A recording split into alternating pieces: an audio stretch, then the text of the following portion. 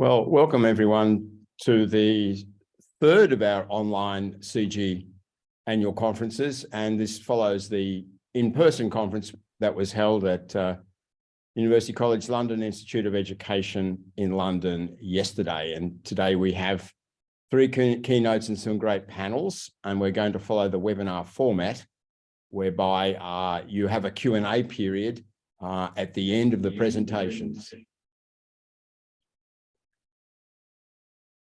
Now, I'll just a moment. We've got a feedback issue here. Can we try and cut that mic?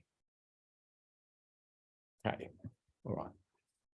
We've just muted our mic inside the online conference center here, and we can now proceed with the presentations. Now, let me tell you a little bit about CG, the Centre for Global Higher Education, before we begin our first keynote, which is going to be from Professor David Mills from the University of Oxford. He'll be introduced by Vincent Carpentier. So I'll hand over to them in a moment. Let me tell you a little about the centre as a sort of beginning to today's online conference. Now, the Centre for Global Higher Education is an international research centre focused on higher education and its future development. It integrates a local, national and global perspective on higher education research. I mean, our core aim, like that of, I think, everyone who works in education studies in universities and colleges across the world, is that we want to inform and improve our education policy and practice. We have a concern about the impact, the implementation of the ideas and the findings in our research. Nonetheless, although we have extensive relationships with stakeholders in research and policy and practice, we're an autonomous research organisation, and we have a national and global mandate. Our funding comes from the Economic and Social Research Council, the ESRC, in the United Kingdom. We also have another line of funding from Research England in the UK. And ultimately, that means we're funded by the UK government through the UK research and innovation programs.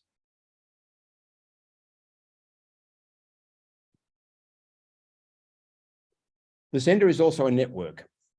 It's a research partnership of 10 UK and international universities active in the 10 CG research projects. And these projects integrate local, national and global perspectives. As I said, CG researchers are based in 7 higher education systems in Japan, China, Hong Kong SAR, South Africa, United States, Ireland, and the UK. And past projects have included collaborators from Australia, India, and the Netherlands. Collaborations have included also, in terms of reaching out to others while we work, South Korea, Chile, Poland, Germany, Portugal, Switzerland, Spain, Norway, and Hungary. CG researchers are currently working on the following projects.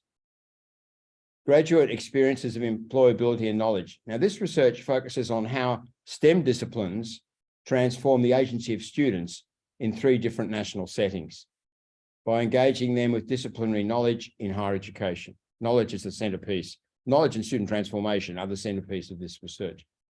The research also follows the students into their graduation and post-graduation work experiences and career. So we look at the continuing effect of their knowledge-intensive education on their future life.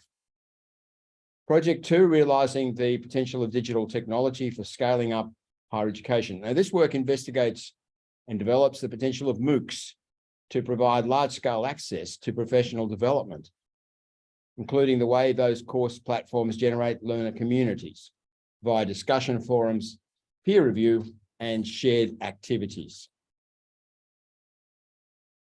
Project 3, research on research. This research considers the research function and mission of higher education. It's a cross-country study. It looks at the role of research in academic life and evaluations, in careers, organizational environments, teaching and learning, sectoral policy, and relationships with other sectors. And it includes a comparison of research assessment systems in several countries. Project 4, graduate labour market and equity. This project draws together comparative cross-national data to investigate how the growing inequality of labour market outcomes has played out for graduates from across the socio-regional demographic spectrum. It also tracks changing degree level requirements against changing job tasks. Project 5 gets us into the terrain of student financing, tuition, student loan systems. Student loan debt and graduate decision-making especially focuses on the UK, where these issues are, I guess, have been difficult for policy to resolve. As the cost of tuition has risen, so have student loans and levels of graduate debt. This work investigates the longer-term implications of large graduate debt for graduates' life choices, their behaviour and well-being, including job opportunities, housing, marriage, family formation, and mental well-being going forward. Project 6, which has had a book launch last night at the in-person conference, the impact of locality and region on university governance, building on previous research on trends in university governance in UK and Europe, published already in two previous books. This project explores the regional dimension of governance in the UK higher education and further education systems, and looks at the potential for structural changes to strengthen the regional level of tertiary education cooperation. Project 7, led by Vincent Carpentier, who's about to chair the next session, historical lens on higher education staffing in the UK and France. This project is building a database historical analysis of the connections and tensions between trends in funding, enrolment, and staffing since the 1920s in higher education and France, and relations between those changes and the larger pattern of socio-economic fluctuations, including the effects of economic crises in punctuating the development of education and training. Project 8, local and public good role of higher education in 11 countries.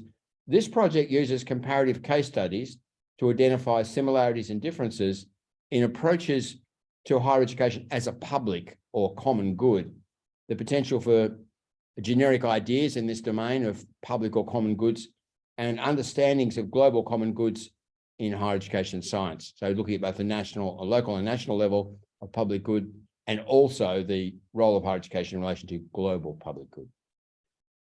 Project 9, which is co-led by David Mills, who'll be giving the keynote in the session about where we're about to commence. Supranational higher education space. Sorry, David. Supranational actors include pan-national organisations, regional blocs, policy networks, membership associations, transnational corporations, multinational corporations, philanthropic foundations. And this considerable set of global actors is impacting higher education around the world, especially in emerging countries. And this project looks at their policies, discourses, norms, financing, impacts, and so on in different regions and countries, and their specializations in particular regions within Project 9. Project 10, student mobility in the East Asian region. Now, this project investigates changing inward and outward student mobility in East Asia, including mobility within the region itself, and public and media perceptions of international student graduates.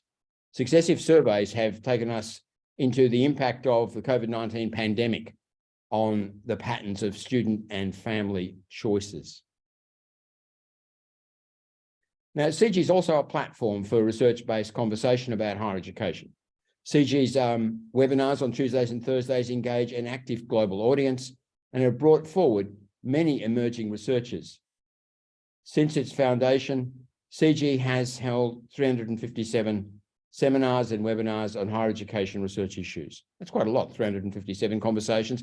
And the great majority of those are on YouTube. So they're a permanent archive of research contributions from people from all over the world on higher education research issues. We've also had many conferences and other events in an in-person sense, and we'll continue to do so for the next 12 months in our final year of operation. The Centre has published 88 CGHE working papers and another 20, 25 or so research reports, CGHE research findings, and CGHE policy briefs. I mean, furthering the impact and engagement of its research is an essential part of CGHE's work. The CGHE archive at ESRC records that since the 1st of January 2019 alone, CGHE's researchers have generated 375 publications, 839 engagement activities, including media commentary and public events, 151 awards and recognitions. CGHE researchers have published more than 20 books, and 9 of those are illustrated on screen at the moment, and over 300 journal articles, and they've provided advice to UK government, public inquiries and committees of the Parliament, for example, in relation to tuition loans financing, effects of student debt, trends in measurement in graduate employment, teaching assessment, and international education in the UK. So we've had an active national policy-based role, as well as providing advice to other governments and international policy forums. Professor Lorraine Dearden and Professor Bruce Chapman, who are 2 economists who work in the CGHE framework, have advised governments in 11 countries on the introduction, the potential of, and the monitoring and management of income contingent tuition loan systems. And in December 2021, this year, in this cycle of CGHE, the Colombian government legislated such a loan system and drew heavily on the advice of Professors Dearden and Chapman in doing so. The officials, when they made the decision, the officials referenced the conceptual work and the econometric modelling by the CGHE researchers. On the 8th of November 2022, Lorraine and Bruce were awarded the year's Outstanding Public Policy Impact Prize by the Economic and Social Research Council in recognition of this work on income contingent loans in Colombia. Colombia, country of 50 million, most important change to introduce income contingent loans in place of mortgage loans, where there were crippling debts. Graduates were found them unpayable in a great majority of cases, and of course students were being deterred from entering higher education. Income contingent loans now provides a stable basis for expanding participation in higher education in Colombia. Now, CGHE began in November 2015, led by myself, Professor Simon Marginson at University College London, and then from 2018 at the University of Oxford. The current funding period ends on the 30th of April 2024. An application for 5 years of funding support for a new Centre for Global Tertiary Education has been submitted to the ESRC. It's a long process. We await the outcome of that initial submission, and if we pass the first round, we'll do a larger scale submission for the final decision. This bid for a new centre is led by Professor Alice Wanchar at Oxford and includes a spectacular list of 80 researchers in 40 universities from 21 countries. For further information about CGHE, its research findings, its outputs, its events, its activities, and ways you can participate in its discussions and forums, you can visit the website. I'll list that for you next. The website URL is up there. And to find us on diverse social media channels, scan the code. Thanks very much, colleagues, and let me hand over at this point to Vincent Carpentier, who will introduce our first keynote for the day, Professor David Mills. Thank you, Simon. Okay, welcome everyone. A real pleasure to welcome you to this second day of the CGHE conference, the online day conference today. So I'm delighted to chair this keynote, and before I introduce the speaker, let me give you a few kind of information, instruction about how it's going to work this session. First, the conference is being recorded. Please keep your mic off unless you are going to ask a question. In relation to question time, indicate you want to ask a question by sending a message to the chat, in the chat, and then wait to be called by me and in other session by other speakers. When I call you, then you can turn on your mic and camera and ask your question. Okay. So again, pleasure to introduce you to David Mills. David is the Deputy Director of CGHE. He's an Associate Professor in the Department of Education at Oxford. He's also a CGHE investigator, co-investigator in Project 9, called Mapping Supranational Higher Education Space. He's been trained as an anthropologist, and his research interest includes the colonial history and disciplines and universities, methods, and the political economy of global science system. His books include Ethnography and Education in 2013, Difficult Folk, A Political History of Social Anthropology in Bergen in 2008, and his most recent book, written with colleagues in Ghana and Oxford, is called Who Counts? Ghanaian Academic Publishing and Global Science, and has just been published by African Minds, and you can find the link in the David abstract. So, you know, the format today would be 40 minutes presentation by David, and then questions from you. So please indicate what you want to ask in the question in the chat. And the keynote is going to present. It's called An Indexed Publisher and an Unequal Global Research Economy. And we really look forward to hearing from you, David. So please, over to you. Vincent, thank you very much. And thank you very much for that kind introduction. It's a pleasure to be here. And good morning, everyone. Good afternoon, good evening, wherever you are. Thank you for coming to the second day. It was a pleasure to see so many people in face-to-face yesterday. So I'm sorry we're back online, but I hope this is a stimulating conversation that I can start here. So I have been doing work in this area, as Vincent said, for a couple of years. But the story I want to tell today is the story about the history of the contemporary science communication system. It's a story about how academic journals became profitable and measurable, and about how these measurements became profitable too. Because as participant observers of contemporary global higher education, and even tertiary education, we tend to focus on the new, on the shock of the new. And I think what's really important about understanding the contemporary contours of global science, and those unequal contours as well, we need to understand how that landscape was established, how money and measurement molded the unequal terrain in which we now live and work. So in this talk, I'm going to help us get into this history with three characters: a science administrator, a publisher, and an information scientist: Vannevar Bush, Robert Maxwell, and Eugene Garfield. So let me start in the Second World War. We have a situation where science it becomes incredibly key to the war effort for the Allies and for the Germans. And many of you will know about the history of Vannevar Bush, who was originally an engineer, an inventor. Here he is with his digital circuit theory. He's also wrote a book about what he called MEMEX, expanded memory, which some people would see as the origins of ideas of the internet. He became the founding director of the US Office of Scientific Research and Development, OSRD, which was a key sort of funder and incubator of wartime science. And then towards the end of the war, Franklin Roosevelt, the president, asked him to write about what the future for science held. And he wrote this book called Science, the Endless Frontier.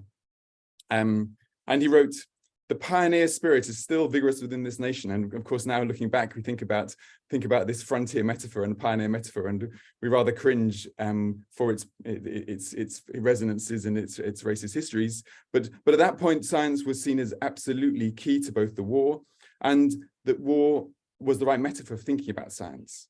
That he, as he put it, there was a war against disease, a war against aggression. And the case he was making in Science, the Endless Frontier was that the future of society depended on basic science. So it was absolutely a manifesto for massive government funding of basic scientific research. Now, that sets the scene, of course, for what we see post-war as a massive expansion in post-war scientific research and funding. But I also have on the other side of this slide a picture of Captain, as he liked to call himself, Robert Maxwell, who also is an important part of this wartime story. He's born in a poor family in Eastern Czechoslovakia. He escapes from Nazi occupation. He joins the Czech army in exile. He then gets a military cross working for the British army. And then after the war, because of his language skills, he's based in Berlin as a military attaché and seemingly a double agent. And at this point, all the Allied powers were desperate to get hold of German scientific expertise and knowledge. And he's sent as a spy to obtain documents that the Soviets have got of all the sort of key German information, industrial scientific research plants. And so he's working under something called the command control. And because of his skill at languages, at making connections, he also finds himself making very good friends with some of the publishers, the German publishers in Berlin. And he does deals and helps them get some of their materials out to Britain, and particularly the Springer firm. He manages to help them with coal and paper and transport, because his role is as a sort of almost to help the Allies make the most of this German scientific knowledge. So there's a little story in the Guardian more recently about how the Allies actually went as far as abducting German scientists. So there was an incredible struggle. This is a sort of very wartime struggle, but also a geopolitical struggle for the expertise and knowledge that was based within Germany, and that obviously there had been a massive emigration during the Nazification in the 30s, but this carried on until the end of the war. So then we can take that story into where he went next. And I'm speaking to you from Headington, not very far from the Headington Hall where he started his publisher, Pergamon Press. And so this is a very local story as well as a very global story. Oxford still is a centre for publishing. And the story here is one of understanding how what he did changed the relationship of commercial publishing to academic publishing. So before the war, mostly journals were published by scientific societies. They were sort of seen as a service to science through scholarly editors working voluntarily often. Now, there were a few exceptions, and if you look at the history of Nature, that was a popular science journal that actually was launched in the Victorian period and did charge and became very influential, despite its sort of initially popular remit. So there were a few commercially run journals. This wasn't exceptional, but and of course, if you think about Elsevier, that too was a commercially run journal. But by the 30s, it was struggling, and interestingly, in the 30s, Elsevier began to recruit German scientists and editors and from Germany to the Netherlands, and it made the most of this influx as well. So again, the early successes of the commercial publishers came from this moment of wartime geopolitics, and then you can see that the post-war revival of international publishing, because of the restrictions placed on German publishers, created this massive opportunity for both Elsevier, which had recruited these German editors, and for Robert Maxwell. So Robert Maxwell was competing with Elsevier to dominate this market. He has a lot of contacts in Berlin, and he helps Springer, which is an old German publisher, to restart its publishing business. And initially he contracts to market and distribute the journals, but then he pays to buy the UK distribution rights for Springer. So in 1951, he starts Pergamon Press, and this is the logo, the colophon of Pergamon, and he buys 6 journals and 2 textbook series. And his skill, of course, is in being a very skillful businessman. He's obviously, we now know a lot about him, and there's a very good account of his early life by Stephen Baragni in The Guardian called The Staggeringly Profitable Business of Journal Publishing. But what you see here, and if you trace into the history of the company, is his skill at wooing journal editors. He likes creating new journals called International Journal of, because of course that sounds glamorous and ambitious. And he's growing his journal business at 5-10% each year. He works very closely with editors. He charms them. Here's a picture of one of those sort of parties in Headington Hall in the gardens I found on Brooks Library website. Massive sort of socialite. He's very good at making editors feel important. And of course the profits that flow are suddenly an unknown wealth for these societies. The societies do very well. He's very proud of his relationships with editors. He offers them favorable terms. They set up new journals. So very quickly, he's developing a very powerful empire, and he is using this then to obviously later on to get into politics and into his bigger ambitions to be a newspaper magnate, and that's where it all starts falling apart, obviously. So what's his model? His model is expanding journals, acquiring journals, and marketing journals. So if they were previously national, they get internationalized, they get new editorial boards. He focuses endlessly on subdisciplines. He recognizes that there's no limit to the number of journals that can be published because academics want to publish. And he convinces many of these societies that his press is the best place to publish their journals. So they're handing over their publishing rights, and and in return they're getting profits. And I know just how profitable these journals are. Where we recently, and I'm a treasurer of a society which flipped a journal back into open access from a major publisher, and we've lost £30,000 or £40,000 a year. So I mean, these were huge amounts of money for small societies. And I think many editors wouldn't have foreseen what was happening as English replaces German as the international language of science. The societies benefit from having this money for their members, from conferences, and there are ever more English language journals being launched. So by the time he finally sells Pergamon in 1991, he's actually launched 700 journals, published 7,000 books, and there are still 400 journals that are still active. He has a profound effect on scientific publishing. And obviously, his debts and the debacle of his death and his misuse of the Mirror's pension fund, sort of, we forget what he did to publishing. So I think I'm not celebrating him here at all, but I want to recognize how this history opens up the possibility for him and his rivals to absolutely commodify the process of journal publishing. I now want to turn to Eugene Garfield, who is equally key to this story, because the story of contemporary science has to be also the story of managing this incredible flow of information and of measuring it as well. So here we have him sitting here reading his, not a very good reading perhaps, but he's sitting reading current contents. And I would argue in some ways, the contemporary global research infrastructure has its roots in this photocopied pamphlet. Okay, so as a young scientist, he was fascinated by this information flow problem, and he did his PhD on trying to index chemical formulae. I think he was partly inspired by H.G. Wells and this notion of a world brain. So, again, a bit like Vannevar Bush, sort of with huge ambitious ideals about how we might create systems for organizing knowledge. So his vision for information science comes out of his frustration about the conservatism of traditional indexing and abstracting services and the ways librarians work. He wants to make knowledge more accessible. And he feels that the funding for research isn't being matched by the funding for research communication, and that data management and information management could help create efficient systems. So his innovation is surprisingly low tech. And this current contents, he puts a printer in a chicken coop outside his house, and he cyclostyled photocopies the contents pages of 150 life science journals. And this is because librarians are finding it already hard to keep up with the number of journals we publish. In 1958, there are 150 journals, and he sends this out.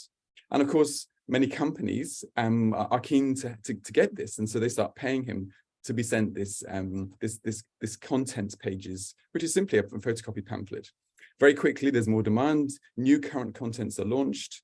By 1967, 10 years later, there's 1,500 journals in these, each of the contents pages being copied. And you can see below, I found you could when you got sent these, you could then send in a slip asking for a print copy of the article. So it was both also an abstracting service, but also a document supply service. Now, he did a lot of different things. He was always trying new ideas. He was very entrepreneurial and very innovative. He did all sorts of attempts at doing geography of science and mapping citations. But I think one of the things that perhaps he is best known for is this concept, which is equally simple. It's the citation index. And this is me. I went to the Bodleian in Oxford and got out some of the early citation indexes just to have a look at them, because they were obviously initially were all sent out in paper form, and you can see on the right here just how they worked, and with incredible effort and energy to input all this data. So what is a citation index? Well, what he was worried about was what he called the citation of fraudulent, incomplete, or obsolete data. He wanted to ensure that scientists could both could trace the flow of knowledge back to earlier research through linking to citations, and help him understand the transmission of ideas, as he put it. And this would then allow us to see how, obviously also, which ideas were most influential by the number of citations that an article gets. So you can see on the right in this column, the names of the authors are in large bold print. So I've chosen anthropologist Raymond Firth, for example, Firth R. And he's a very famous anthropologist, but there aren't many citations in the first 10 years to his work, even though probably mainly because of the journals that were in the citation index. But anyway, we can see there's 4 here. And one is 2 to his book, We the Carpentier, and one is a book on art and life in New Guinea. So anyway, so I think the point here is that the whole challenge of creating this index was a huge technical and infrastructural challenge. What he had to do was, and in some ways, this launches scientometrics, which is the sort of the science of measuring and tracking the circulation of scientific knowledge. So what I got interested in is how did he decide which journals were worth citing? Because of course, even at that point in the 1950s, there were lots and lots of journals. And he didn't have the technical capacity, or his company was quite small. He wasn't making that much money from selling his current contents. So he decided to use what was a mathematician called Bradford, a British mathematician's law of scattering, which is a Pareto model, where most of the articles are going to be in a small number of journals. So it's a sort of inverse square law. And he uses this to justify why his first index that he tries out, I mean, initially he tries the idea just with a few genetics journals, and then he expands. And so the first major index in 1961 has 545 journals in. And so what this index does then is it lists all the articles in those journals and all the references that are in those articles, and then links them to where they were the other articles that they were linked to. So it's sort of a massive linking of knowledge together. Now his justification was that, well, because of Bradford's law, we didn't need to look at all the journals that are out there, but we could just choose the most core journals, the most influential journals. Now, I was interested in which were those journals, and I went back to the index to see which are the first journals. And so you can see here a list on the left of most of the journals. 2/3 are either published in the US or UK. That nearly all the rest are published in Europe, apart from a few in Japan, 3 in India, there's obviously quite a few in Germany because of the history of German publishing, but this is and 10 in Russia. It's interesting because very quickly this index expands, but when it expands, because of course suddenly it defines what counts as reputable knowledge, as core knowledge. If you're a journal that's not in this index, but he sees this as the core index, and because of the success of current contents, he's able to market this. Initially, it doesn't make much money for him. It isn't easy for him to profit, to assemble this. It's very, very costly. And interesting, there's a nice story about him marketing this index in Russia, in the Soviet Union, and relying on a Moscow research institute where they have a massive number of manual programmers, of coders, who help him input a lot of the data that he needs for this index. Because of course it's just so time intensive to sort of put all this together. I mean, he is using early computing technology, and he is using computer tapes to record all this stuff, but it takes a long time. Now, why is this important? It's because he wasn't intending it to be used to measure or compare academics or universities, but citation data suddenly does allow users to count the number of times they're being cited and to rank themselves and to rank their journals. So unwittingly or not, he's created the tools for academic game playing and institutional performativity. And the shift then gradually becomes one from maps to counts, from, as Mario Biaggi earlier puts it, from descriptive to evaluative. And there's a lovely history of the journal by César, and he describes an encounter at the first ever conference on science indicators in Palo Alto, where Robert Merton says to Garfield that, you know what, if an indicator comes to be used in the reward system of an organization, they develop tendencies to manipulate the indicator. So it no longer indicates what it once did. And this is, of course, the first rendition of what's now known as Goodhart's law, that a measure becomes a target, and then that's a bad measure.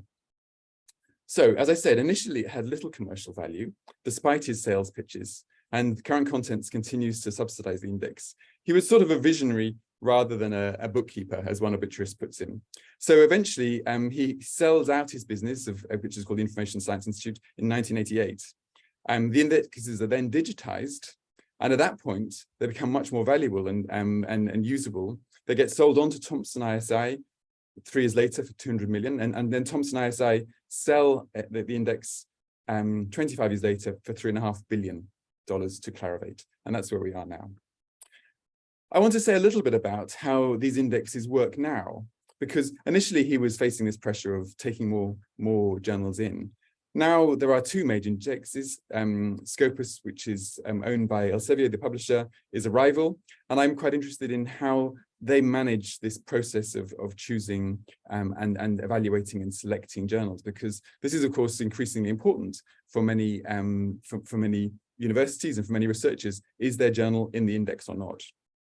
So one of the things that's interesting is that they have created what they call local boards to promote local languages publishing, which is interesting because these are boards based in China and Thailand, Russia, South Korea, recognizing the disproportionate number of English language journals. So Scopus is slightly larger than Web of Science, and they are both indexes are very worried about how they monitor quality, how they spot cases where journals are publishing too many articles of the wrong quality. There have been several major cases of batch retractions where articles are published that really were out of scope or totally inappropriate. So they have all these sort of attempts at creating AI tools to measure and assess quality. But none of this is really that sort of transparent as to how it works, because of course, if you make it transparent, then everyone will game it. But key, I think, to me for this slide really is that in order to get in, you need to be cited by journals within the index already. And that's a real challenge for a global science system, which has been set up based on journals primarily in Europe and in America. So this is work I've been doing recently with a couple of Nigerian colleagues based in Canada, especially Toluwaz Asubiado, who has been doing some great stuff, getting data out of Ulrich's Web, which is a sort of a global journal web database, and comparing the regional profiles, the regional distribution of publishers and where journals are published between Ulrich's Web, which is a more comprehensive set of journals, and Web of Science and Scopus. So he's matched the journals across the three databases, indexes. So we know we're comparing like with like. And as you can see in the first column, if there are 84,000 journals in Ulrich's Web, then where and how are certain regions overrepresented or underrepresented? So you can see here very clearly that if you look in the middle column, the differences between the Ulrich's Web representation, Web of Science, or with the Scopus representation, then you can see that Central and Southern Asia are underrepresented by 66% or 57%. Europe is overrepresented in Web of Science case by 58%, 35%. Particularly shocking and interesting for us is Africa's representation, 67% are underrepresented. So this is a really helpful way of understanding just quite how the journal index and the way it's being created has systematically excluded certain regions and certain language communities. And the language coverage is equally interesting, as you'd expect. 73% of, so these numbers here don't always add up to 100 because some journals are published in more than one language. But as you'd expect, nearly all journals in an Anglophone publishing system are well, almost 3/4 are published in English. Then the next going down, Spanish, French, Chinese, German. But if you look at Web of Science and Scopus, then Chinese journals disappears. It shows how underrepresented Chinese language journals are, 0.3 per 6 in Web of Science, compared to 6.2% in Ulrich's Web. And you can just see the patterns and the ways in which, again, systematically certain language communities are excluded or very underrepresented. So what we then have then is an index that purports to be a global index of core journals that was set up in a very particular way by an information scientist who was based in the US, who knew US journals and who understood how a US community of research worked. And that legacy has shaped the landscape that now we have to work in. So this recent book that I've done with Ghanaian colleagues tries to understand quite how this all plays out for colleagues and researchers based in Africa. In terms of the data, there are currently 156 journals from sub-Saharan Africa indexed in Scopus. 98 of them are published from South Africa. South Africa has a strong, very strong regional research ecosystem, partly because of the history of apartheid science, which was trying to protect the quality of research and technological development in South Africa. So there are heavy incentives for supporting journals and journal publishing paid to researchers directly. So there are a lot of journals in South Africa. Let's give it that 100. That only leaves 50 from the rest of sub-Saharan Africa. And in this book, we tell the history of African publishing post-independence, and in post-independence there were many new journals set up, and there were a real effort across Africa to build scientific research communities and societies. And the story we've uncovered is one of these journals gradually losing their reputation, gradually losing their importance despite that history, because they have found it very hard to get indexed. And if you can't get indexed, then somehow your research gets made invisible, or certainly gets seen as not that important. And so when you speak to editors and publishers, and we spoke to both researchers and editors and publishers, they one described it as a chicken and egg kind of thing. If you can't get indexed without international authors, but authors are disinclined to publish in a journal that isn't indexed. So they're really caught in the metrics that the indexes use to judge the quality of journals. Occasionally you break in. I'm not saying it's not possible to break in, but you have to be quite tactical, quite patient, and also have to have a real understanding of how the indexes work. I'm happy to talk more about that book in questions and answers. Here's a slide by Matthew Harsh and colleagues who've done some very interesting work, saying, well, actually, how else might we understand and measure knowledge across Africa? And they're using academia EDU citations and research collaborations to measure and show that actually, if you didn't use Web of Science, you'd find a far richer ecosystem of collaboration, of co-publication across African countries. So then this just highlights, and they've done some great work on clusters of computer science research in East Africa. This just shows the value of seeing beyond the indexes for understanding collaboration and research across the majority world. And many people would say, actually, we need an African citation index to to rebalance things. Whether we need any more indexes is a different question. I'm not going to go to that one right now. So I've told a story of the partiality of the indexes. I haven't emphasized enough quite yet the equally important story of the constant growth. Some of you may have heard of Derek de Soller Price. He was a mathematician born in the East End of London. He liked to pose with his pipe. He was working as a librarian, I think, in Singapore, where he spotted that the piles of Royal Society journals, when stacked up on the floor, seemed to increase in an exponential form. So he came up with, he was the first person to argue that there was an exponential increase in science. And back in 1963, in his book, Little Science, Big Science, he predicted there would be 1 million journals by 2000. Now, we haven't got 1 million journals, but we certainly have constant exponential publishing. We have mega journals, we have massive numbers of special issues. And this graph recently by Bornemann et al. Shows just the growth rates again and again. Okay, so it slows down during the wartime years, below 5%, but you can see in the Enlightenment in the 19th century. There's a 5% growth in publishing, and again more recently another 5% since 1950. So we have a constant growth in publishing, and I would argue that the post-war growth is very much driven by the logics of scientific capitalism and the potential that offers. So here are a couple of more examples of that. The graphs on the left, on top, by the editor of Genetics, he sent them to me. He's just showing how the society journals are declining in the number of items they're publishing. Meanwhile, Nature and Cell, which are sort of commercial open access journals, are massively expanding. One of the ways in which Springer Nature, which is now owned by a private equity firm, have managed to make their journals profitable is to roll out the brand. There are now 40 journals with Nature in the title, so you can cascade your articles down. If you can't get published in Nature, then there are lots of other opportunities further down. And if you're paying to publish, at some point you'll find the right level of journal. And you'll still have a Nature publication seemingly. And MDPI is another example of a publisher that has been a challenger to some of these existing commercial publishers through its model of inclusion. And I'm not going to comment on I don't think it's fair to use the word of judgment in relationship to this. I mean, all these publishers are on a balance of speed, commercial focus, integrity, and MDPI has done a very good job of using special issues as a way of reaching out to its communities. There are many questions around how its editors are treated, and that's a different conversation. But the point here is really that there is a lot of growth.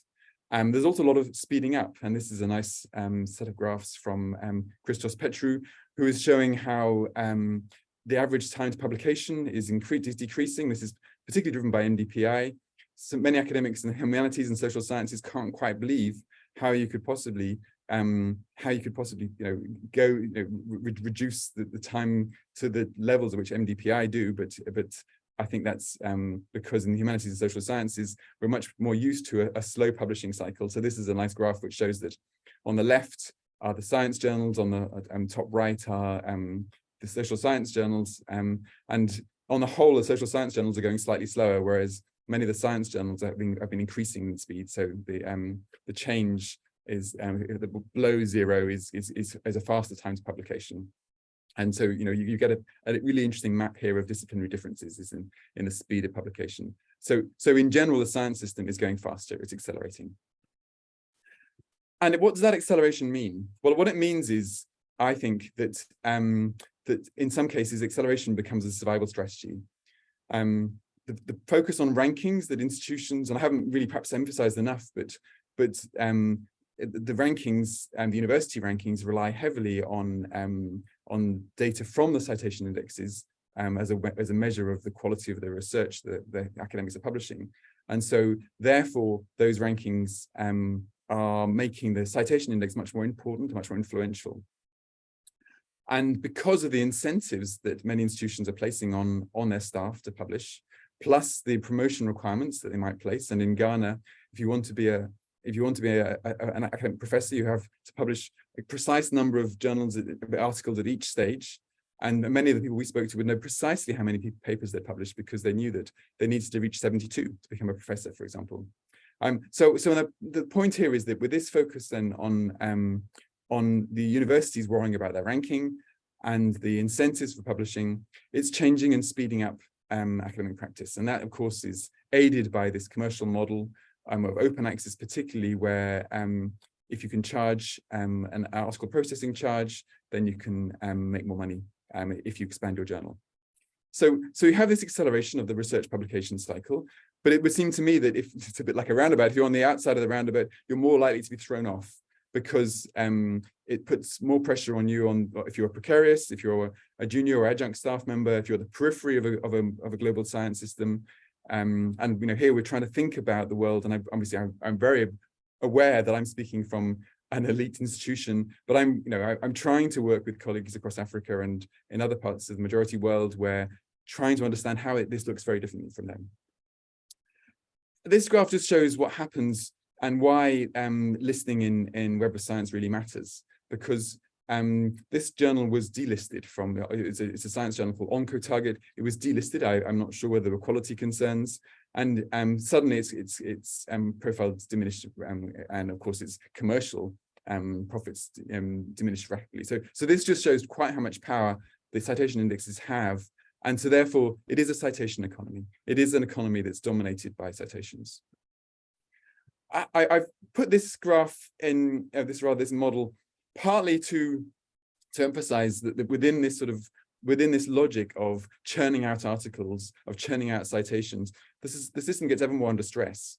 And I would also say that Bruno Latour is quite interesting on this. I mean, he did see citation as a battle back in 1987 in Science in Action. He thought about how people use citations, and of course now we are using citations to boost our own profiles, to support our colleagues in a way in which citation doesn't just measure the flow of science, but it actually becomes a way of, as Bergiello and Lippmann put it, gaming the metrics.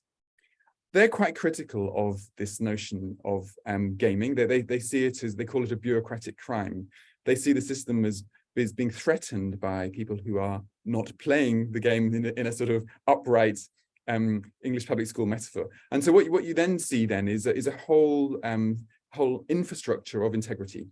Whether it's Retraction Watch, which is a sort of investigative journalist outfit, Pub-Peer, COPE, which is the Committee on Publication Ethics. There's a whole attempt at trying to weed out people who are somehow breaking the rules.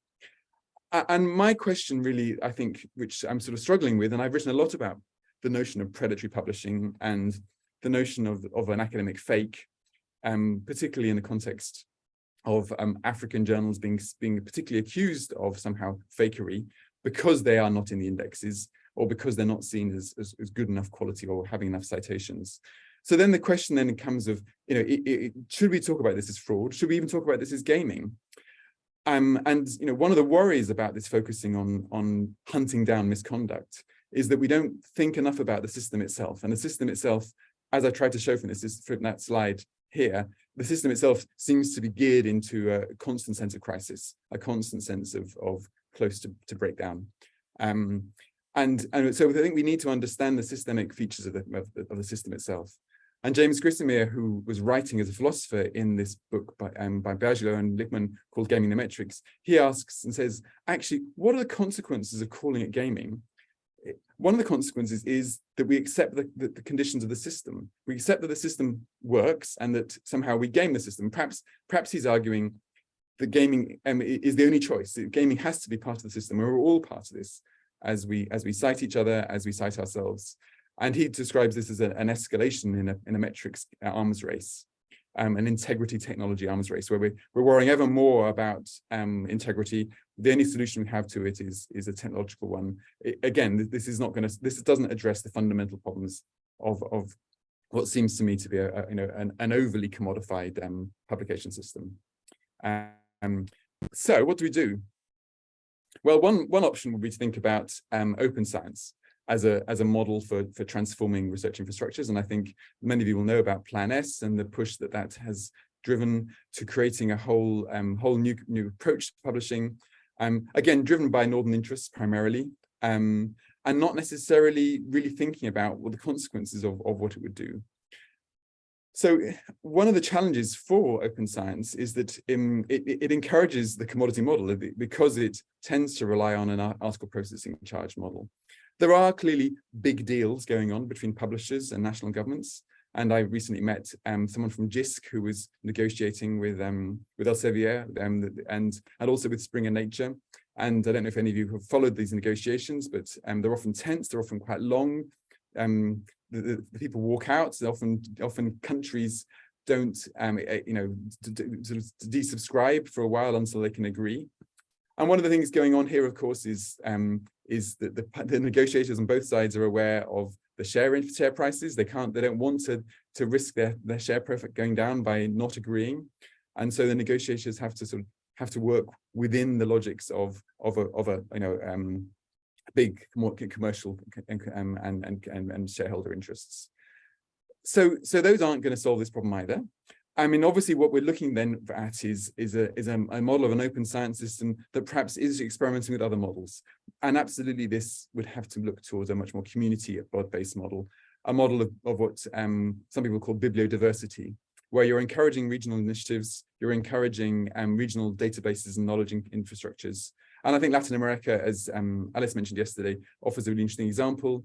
The Cielo database is a Latin American-based, owned, community-owned research database that has real strengths in supporting and indexing Spanish and Portuguese journals. So there are interesting models, but this is hard work to do, and it needs government investment. It needs to build an alternative credibility circuit, as I've written about. And as Arturo Escobar puts it, we need to build a world in which many worlds might fit. So I think there are possibilities, but I think there's a long way to do to get there. And in the meantime, just as I'll finish with my sort of recapping, we're still in a very unequal global system. So what have I done? I've pointed out to you that that what we see as credible knowledge is knowledge now defined by the channels carved out by these indexes. I argued that we needed to look at the history of these indexes and how they became viable, and how the viability depended on that commercialization of publishing, the growth of publishing. And I haven't talked about, but I've written elsewhere about what you might see as a bibliometric coloniality of an Anglophone science system that is very much defining itself on this index and its colonial history.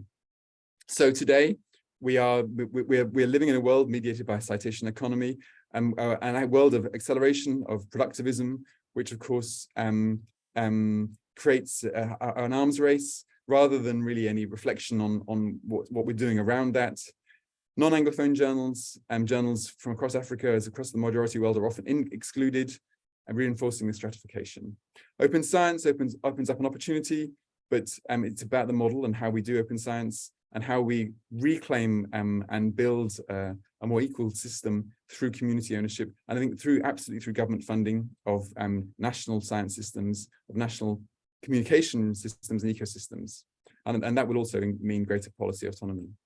So thank you very much for listening. I've really enjoyed telling you a bit about this work. It's been work done with lots of colleagues and students, so thank you all to them for the publications that we've written together. I try and write with colleagues all the time, and so that's been a real pleasure. Vincent, I'll stop there and hand back to you. Thank you so much, David. I mean, that was fascinating. I mean, I'm sure colleague will agree that I learned a lot of things with your keynote, and there's a lot of questions I would have liked to ask, but as the chair, it's my duty to start with our colleagues. I mean, there's plenty of questions in the chat and nice comments as well. So let's start with Razia Box. Can you open your mic and camera, please? Turn on your mic and camera, please, Razia. Over to you.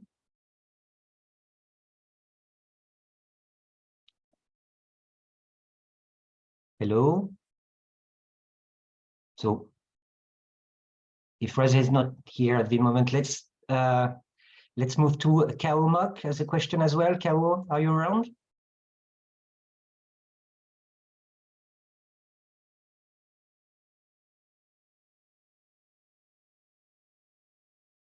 I silenced everybody, sorry. Okay, so there was a question from Simon. So let's start with Simon, and then I'll see a question from Catherine as well. So you're muted, Simon. So we've got. Oh, there's an echo here. There is.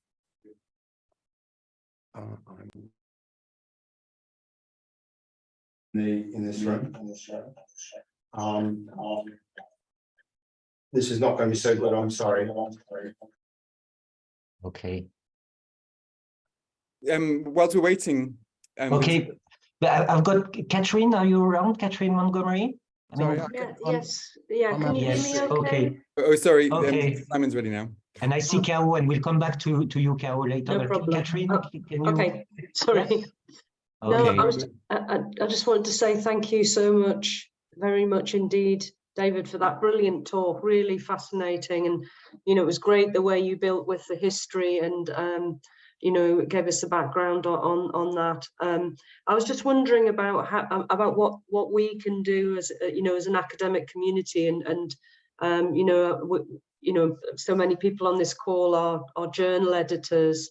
Is there a way that we could lobby for a different sort of metric? I mean, again, this is the problem, is it's another metric, but I mean, a metric which values more more equal participation from a kind of a broader global spectrum. I just wondered what you thought. My question really is, what can we do as the members of the academic community to raise the profile of these inequalities and exclusions? Great question, Catherine. As Alistair Campbell says, what can we do? I think it's really important to recognise that we're all part of this. I mean, I think, and as you rightly say, many of us are editors or have edited. We all choose where to send our articles to. We read. So I think one of the first stages is really to understand how this political economy works. That's what I've been trying to make sense of. How is it these negotiations happen? How hard is it to publish without a publisher? I mean, I think to pretend that you could do this without a publisher is unrealistic. I mean, publishing is specialist, it's technical. I've been trying to learn a lot of the technical stuff. So it really depends probably on where you're situated in the whole citation economy as to what you can do. At one level, if you're a student, you might want to think, okay, shall I support an open access journal if I'm not being pressured to publish only in a SCI journal, or do I try and support a range of journals? I think editors, and many of you may have been aware that recently a whole group of editors for one journal that walked out because they weren't happy with the renegotiation of the fees that the journal was proposing. I think it was Springer Nature for APCs. So I can see a way in which it's about negotiation. It's probably about understanding. The biggest question is how can we help our libraries build their own research publishing infrastructure? So if we're in a situation where we can see that our libraries are spending a lot of money on these commercial relationships, are there ways of building more community-owned journal infrastructures? And obviously, there's lots of discussion around preprints and other servers. The challenge here is it's about not being generic. It's about the specific disciplines we're in and understanding how they're working. So in some ways, I'm an anthropologist by training. Our discipline journal that we took away from a major publisher to publish with a local small publisher in Oxford, that was because the anthropologists were committed to losing a lot of money. I mean, they were prepared to take that financial hit because of their political principles. So, and that's harder perhaps if there isn't, or rather, if you have a strong relationship with a publisher, it can be harder to change and leave these things.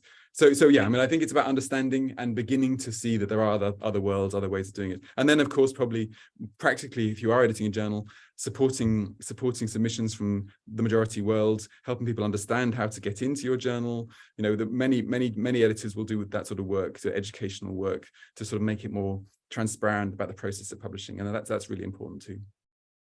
Thanks very much, David. I think there's a lot of potential in grey literature as well, but I won't forget. I could ask loads more questions, but it's the next person's turn. Thank you.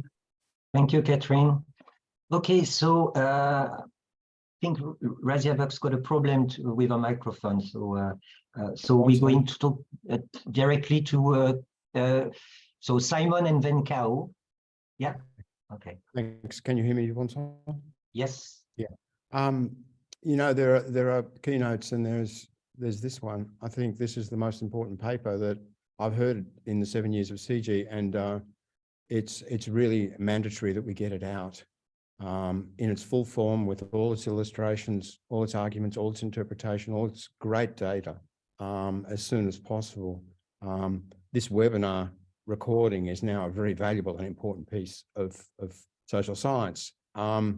I want to congratulate you, David. I thought that was so important for all of us in taking us forward and understanding why we're in this publish or perish cycle, why we're being driven harder and harder to publish more and more, why more and more suggestions are coming for books and articles and new journals and those sort of things with the promise that appears to offer, and why there's not much difference in a lot of ways between the so-called predatory publishing sector and the mainstream publishing sector.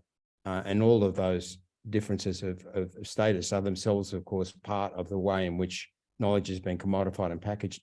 I mean, you know, knowledge is a public good. We still produce it from outside commodification, and then it gets monetarized and owned and taken over and used to make mega profits.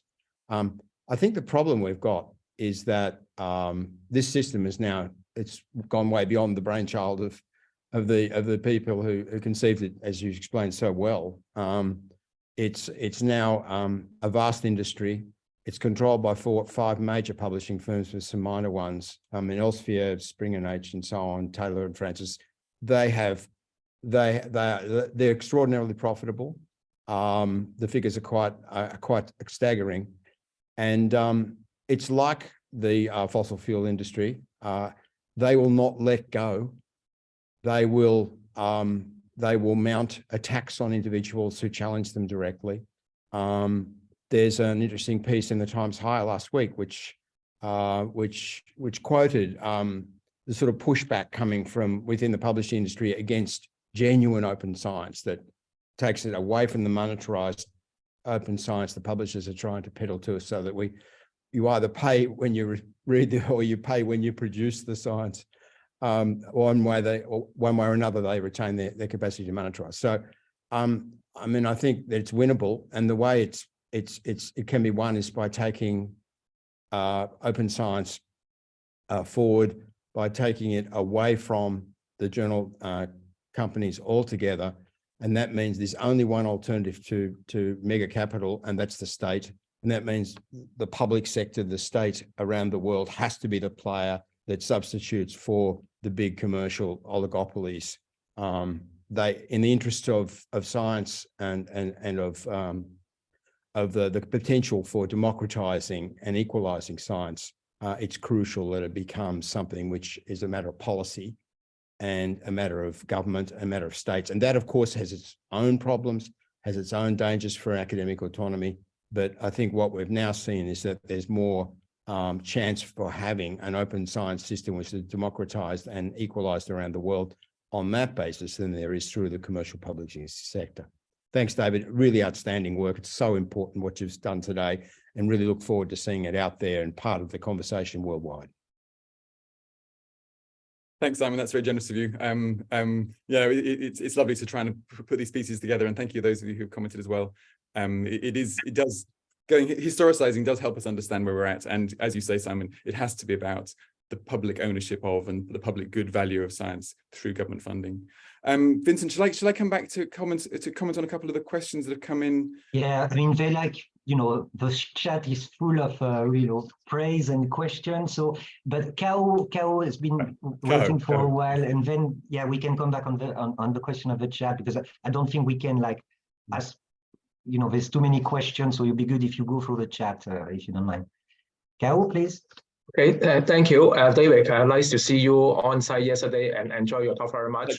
I put in my question already, but I just wonder, when I'm talking about open access and also open science, would it be a solution for all? Because we are living in a truly a divided world in terms of digital divide and also unequal world. When pushing about the envelope about open access could be a solution, but also bear in mind, not necessarily every regions or institution would have the kind of financial capacity for that sort of subscription for open access. So I just wonder in what way, as a community, we can do, just like Kevin has asked already, as individuals, as researchers in the international community, what we can do together for guard against this sort of over commercialization of the rise of science. Thank you. No, it's a great question, Kao, and you're absolutely right that the current model of open access, it just seems to reinforce a commodification. There are other models, and there's something called Diamond Open Access, which is free to the reader. And that there are models where libraries would subscribe and because often many research libraries in America are quite rich, and they would support journals that were open. So that model's called subscribe to open. There are experiments going on, and I think you're absolutely right that unless obviously one option is to have sort of philanthropic openness to countries in the developed world where major publishers make their stuff open. But that seems to me to be a sort of a slightly aid focused approach, which I don't think really solves the problem of capacity. So until we have probably science systems which are able to fund their own journals, open journals, then you are going to have this constant problem, as you say, of how can you afford to access this stuff, you're asking a bit. Many people with a lot of experience are trying to solve this, and it seems to me that some of this has to come down to national funding of ecosystems. But thanks, Kaho. Yeah, just to come back to Razia's question, you asked about language cover. On the whole, most sub-Saharan African journals are English language journals. I mean, there is a new journal experiment which is going to be publishing in Swahili, French, and Arabic and English. It's called Global Africa, but that's the sort of thing that's really expensive and difficult to do. So on the whole, we're not seeing many sort of multilingual initiatives, but that should of course be the future. And then there's 3 questions at the end. One from Mustafa Zosbilir. Yes, Mustafa, thank you. That's a good question about Google Scholar. People have used Google Scholar to create a sort of DIY database, which is a very which is an interesting model. Google Scholar is much more inclusive. I think again it can be. I mean, it's indicative. It's useful. Whether it can be gamed as well, probably it can be. And that's part of the problem. Is I think if we are going to rely on metrics to rank and to reward performance, then these measures become targets, and that is an integral problem to scientific metrics in general. I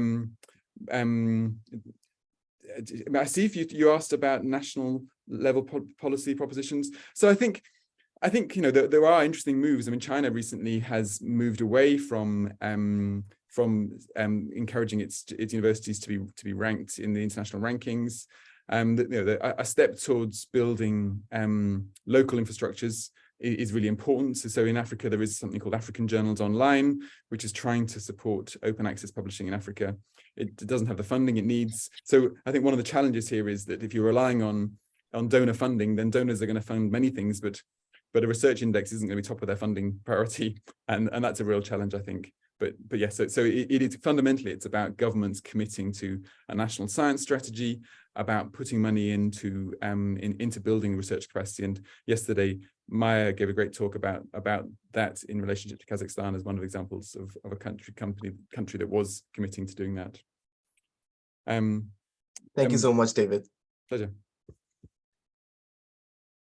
And we've got a question from Peter about discussion on using ChatGPT for academic publication. Okay. Which is like so I think once you start playing with ChatGPT, you see that it's very good at sort of busking it, isn't it? It looks confident, but really when you get into detail, it doesn't. So there was one recent mass retraction from a Springer Nature journal that was in the index because one of its special issues had a whole series of articles that seemed to be just randomly generated from ChatGPT. Now, obviously you could throw up your hands and say, isn't this terrible? How awful? Who are these people? It's a paper mill. It's based in China. Or you can say, how could this journal let this happen? Or you could say, right, well, actually, what have we done wrong to create a system where these doctors probably who aren't researchers have to buy authorship in order to keep their jobs? Okay. And so then if you start from the perspective of the authors and what they're doing in order to get a publication, it gives you a bit more sort of understanding of a system that is wrongly incentivized and wrongly skewed. And these journals are being encouraged by the publishers to publish massive special issues. And yes, the publishers will talk about sort of monitoring integrity, but they've already got the APCs. And so, so they've done rather well because they've accepted all these issues, these papers, and then they're retracting them all. So there's all sorts of levels of complicity that I think reward sort of careful, sort of detailed examination. So ChatGPT is just another another element in this integrity technology arms race. But thank you, Peter. That was a great question. Okay, I'm conscious about time, and I would like to thank all colleagues for their really good questions, and thank David for a really wonderful keynote, and really you could see that from the chat and the reaction and the questions, and thanks so much for that. And I'm clapping. Well, thank you all for your questions. It was a pleasure to talk to you, and thank you, Vincent, for chairing. Thank you. So thanks so much again, David.